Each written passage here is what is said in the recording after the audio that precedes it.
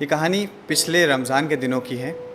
मेरा दोस्त आसिफ़ और उसकी बेगम रज़िया दोनों दिल्ली में रहते थे। बड़े शहर की तेज़ी और नौकरी से वक्त ना मिल पाने की वजह से दोनों ईद की तैयारी नहीं कर पाए थे। तो संडे का दिन था और आसिफ़ ने अपनी बेगम से कहा कि जल्दी करो, हमें बहुत सारी तैयारी करनी है और हमारे पास सिर्फ आज ही का दिन है।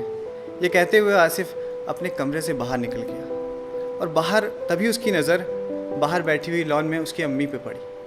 अम्मी जो कुछ ही दिन पहले उसके घर आई थी गांव से। इतने साल से वो अकेले रहती थी और पहली बार ईद मनाने के लिए अपने बेटे के साथ शहर आई थी। आसिफ़ कुछ सोचते हुए वापस अपने कमरे में गया और उसने अपनी बेगम यानी रज़िया से कहा कि रज़िया, तुमने अम्मी से पूछा कि उनको ईद पर क्या चाहिए? रज़िया ने कहा कि अब इस उम्र में उनको क्या चाहिए होगा, 2 जोड़ी कपड़े, और इसमें पूछने वाली क्या बात है, वो तो हम ला ही रहे हैं। आसिफ़ ने कहा कि अम्मी पहली बार हमारी घर आई हैं ईद पर, तुम्हें पूछ लेना चाहिए था। तो रज़िया ने बोला कि ठीक है, इतना प्यार आ रहा है तो तुम खुद ही क्यों नहीं पूछ लेते। रज़िया की आवाज़ में थोड़ी सी तेज़ी थी।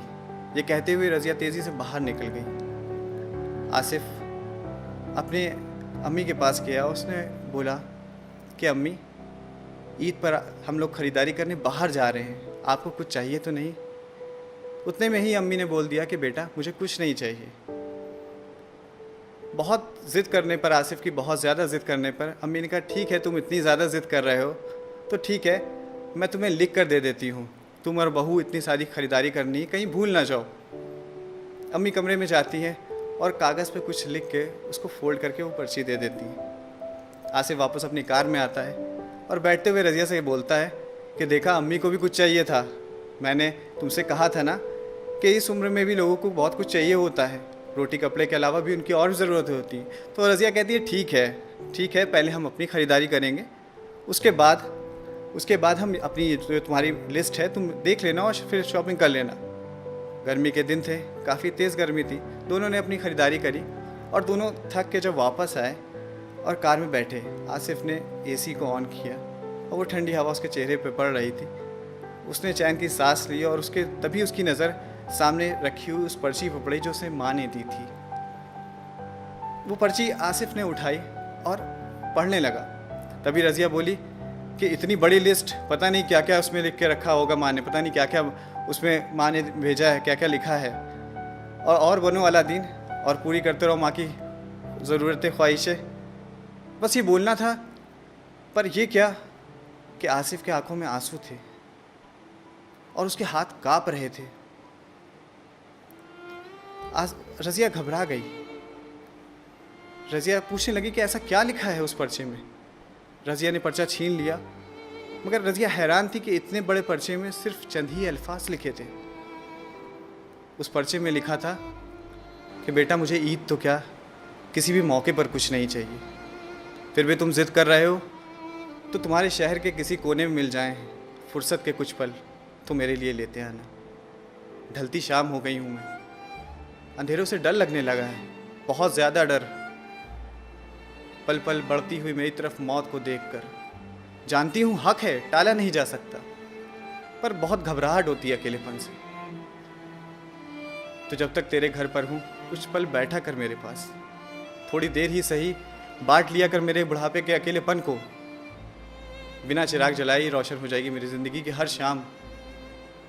बहुत दिन हो गए बेटा तुझे छुआ नहीं, तो फिर से आओ एक बार मेरी गोद में, सर रख, मैं सहलाऊं तेरे सर को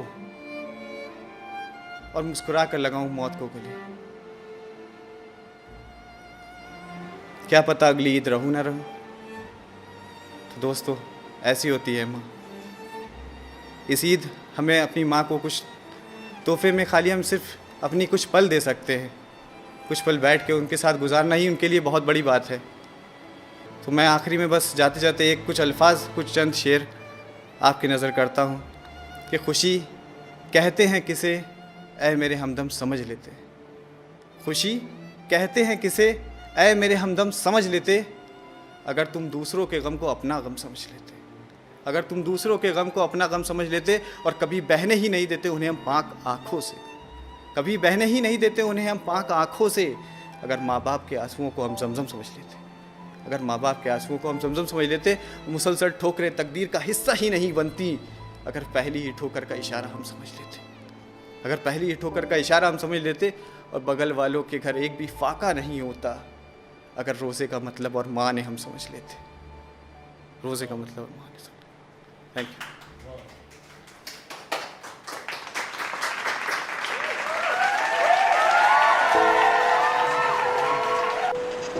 दोस्तों, चाहे ईद हो या दिवाली, अपने माँ बाप को ज़्यादा से ज़्यादा वक्त दें और उनके अकेलेपन को समझें। और अगर आपको मेरी ये कहानी अच्छी लगी हो तो हमारे चैनल को लाइक करें, सब्सक्राइब करें और ज़्यादा से ज़्यादा इस वीडियो को शेयर करें। Thank you.